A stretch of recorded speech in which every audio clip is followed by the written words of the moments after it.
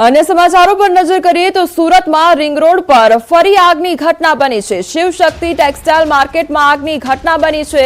બેઝમેન્ટની આગ ત્રણેય માળ પર પ્રસરી ગઈ।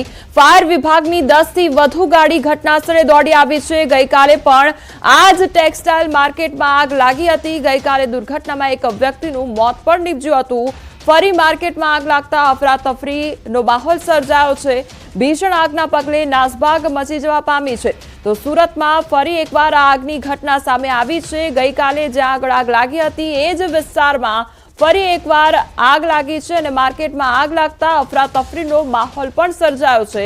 ગઈકાલે જ્યાં આગ લાગી હતી ત્યાં એક વ્યક્તિનું મોત પણ નીપજ્યું હતું અને ફરી એકવાર એ જ વિસ્તારમાં આગ લાગતા હવે દોડધામ મચી ગઈ છે। શિવશક્તિ ટેક્સટાઇલ માર્કેટમાં આગ લાગવાની ઘટના બની। બેઝમેન્ટની આગ ત્રણેય માળ સુધી પ્રસરી ગઈ હતી અને જે 10 થી વધુ ફાયર વિભાગની ગાડીઓ છે તે પણ ઘટનાસ્થળે પહોંચી આવી છે। ગઈકાલે પણ આ જ વિસ્તારમાં આગની ઘટના બની હતી જેમાં એક વ્યક્તિનું મોત નીપજ્યું હતું અને આજે ફરી એકવાર આગની ઘટના સામે આવી છે।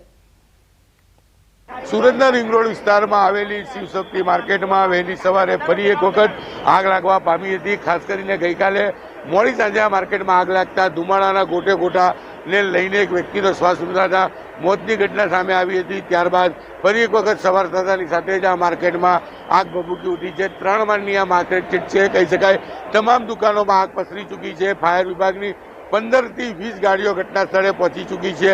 આ તમામ લોકો માર્કેટમાં જીવના જોખમે જોઈ પોતાનો માલ સામાન બચાવવાનો સતત પ્રયાસ કરી રહ્યા છે। દ્રશ્ય જોઈ શકાય છે કે આગ જે પ્રકારે છે દોડધામ સતત જોવા મળી રહી છે। ઘટનાની જાણ થતાં ઉચ્ચ અધિકારીઓ ફાયરના અધિકારીઓ સાથે પોલીસનો મોટો કાફલો પણ દોડી આવ્યો છે। દ્રશ્ય જોઈ શકાય છે કે માર્કેટના 3 માળમાં મોટાભાગની દુકાનોમાં જ્યારે આગ પસરી ચૂકી છે ત્યારે ધુમાડો એટલી હદે છે કારણ કે આ કાપડ માર્કેટ છે અને કાપડ માર્કેટમાં કહી શકાય કે કપડું નાયલોન કપડું કે જે પોલિસ્ટરમાંથી બનતું હોય છે અને જે કપડું પેટ્રોલિયમ પેદાશમાંથી બનતું હોય છે જેને લઈને આગ વધુ વિકરાળ બની છે। ઉપરના દ્રશ્યો જોઈ શકશો કે કાળા ડિબાંગ ધુમાડા નીકળી રહ્યા છે ત્યારે બીજી બાજુ વેપારીઓ પોતાનો માલ બચાવવા માટે સતત દોડધામ કરી રહ્યા છે। એટલે કે શિવરાત્રીના દિવસે ફરી એક વખત આગ લાગી છે। ગઈકાલે મોડી સાંજે માર્કેટમાં આગ લાગી હતી। આગ પર કાબુ મેળવ્યો હતો। એક વ્યક્તિના મોતના સમાચાર સામે આવતાની સાથે જ ફરી એક વખત આગ લાગતા કાપડ વેપારીઓમાં દોડધામ સાથે ચિંતાનું મોજું પડી વળ્યું છે। કીર્તેશ પટેલ, ન્યૂઝ 18 ગુજરાતી, સુરત। તો સુરતમાં જ વિસ્તારમાં આગની ઘટના બની હતી ત્યાં ગઈકાલે પણ આગ લાગવાની ઘટના બની હતી। એ બંને દ્રશ્યો સામે આવી રહ્યા છે કે જ્યાં ગઈકાલે પણ આગ લાગી હતી માર્કેટમાં શિવશક્તિ જે ટેક્સટાઇલ માર્કેટ છે તેમાં આગ લાગવાની ઘટના બની હતી અને ગઈકાલે જ્યારે આગ લાગી તેમાં એક વ્યક્તિનું મોત નીપજ્યું હતું અને આજે ફરી આજના એ દ્રશ્યો કે જ્યાં શિવશક્તિ માર્કેટ જે ટેક્સટાઇલ માર્કેટ છે તેમાં આગ લાગવાની ઘટના આજે પણ બની છે અને ત્યાં આગળ ઘટનાસ્થળ પર જે ફાયર વિભાગની ગાડીઓ છે તે પણ દોડી આવી છે। પરંતુ આ 2 દિવસમાં 2 વાર આ ઘટના બની છે આગની અને આગની ઘટના બનતા જે ત્યાંના વિસ્તારના લોકો છે તેમાં અફરાતફરીનો માહોલ સર્જાઈ ગયો છે। લોકોમાં ભયનો માહોલ સર્જાયો છે।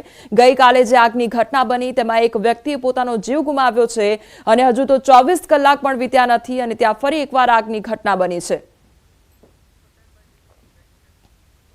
રાજકોટમાં આજે મહાશિવરાત્રીનો મહાપર્વની ઉજવણી થઈ રહી છે ત્યારે સ્વયંભૂ રામનાથ મહાદેવના મંદિરે ભક્તોનું મહેરામણ ઉમટી પડ્યું છે। વહેલી સવારથી મોટી સંખ્યામાં ભક્તો દર્શન માટે પહોંચી રહ્યા છે। રામનાથ મહાદેવના મંદિરે ભક્તો દર્શનાર્થે પહોંચ્યા છે। દિવસ દરમિયાન હજારો ભક્તો રામનાથ મહાદેવના દર્શન કરશે।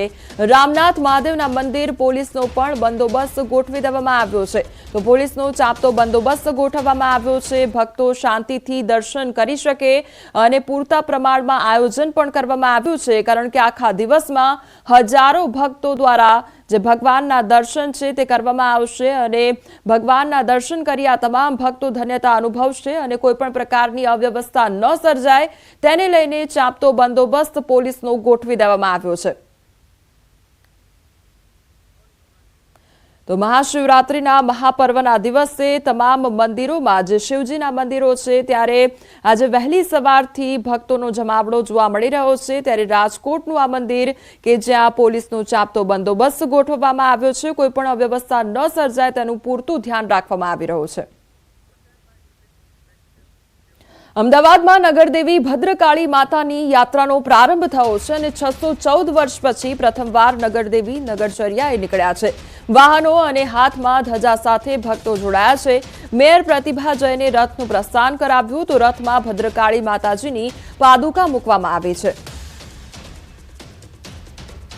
हमारी साथे हाल संवाददाता विभू जोड़ाई गया है। विभू, आज 614 वर्ष पछी नगर यात्रानुं आयोजन, कया प्रकारनो माहौल, केटलो भक्तिमय वातावरण जोवा मळी रह्युं छे?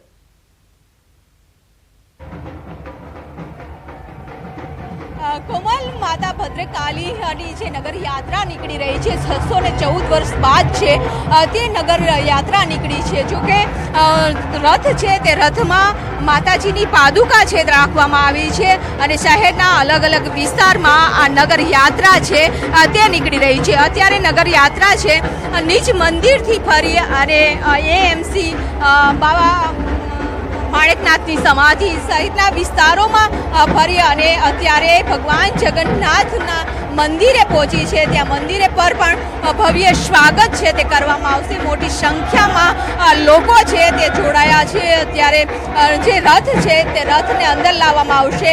माता भद्रकालीजीना जे पादुका छे ए पादुकानुं पूजा करवामां आवशे, विधि करवामां आवशे अने जगन्नाथ मंदिरना महंत छे के ते अत्यारे आरती करवाना छे। અહીં નીચ મંદિરમાં પણ આપ જોઈ શકો છો કે તૈયારીઓ છે તે થઈ ગઈ છે।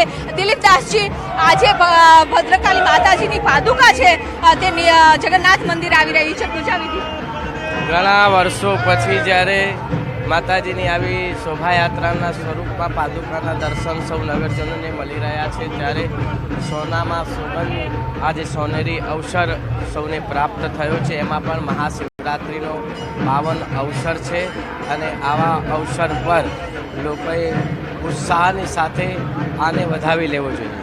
ઉત્સાહની સાથે વધાવવા માટે અત્યારે આપ જોઈ શકો છો કે સ્વાગત આખું ફૂલની રંગોળી કરવામાં આવી છે। પાદુકાની પૂજા અર્ચના કરવામાં આવશે અને જગન્નાથ મંદિરમાં પણ ખૂબ જ મોટી સંખ્યામાં ભક્તો છે તે જોવા મળી રહ્યા છે। અત્યારે રથ છે તે જમાલપુર દરવાજા છે કે ત્યાં પહોંચી ગયા છે અને ત્યારબાદ હવે ધીમે ધીમે સમગ્ર માહિતી બદલ આપનો આભાર।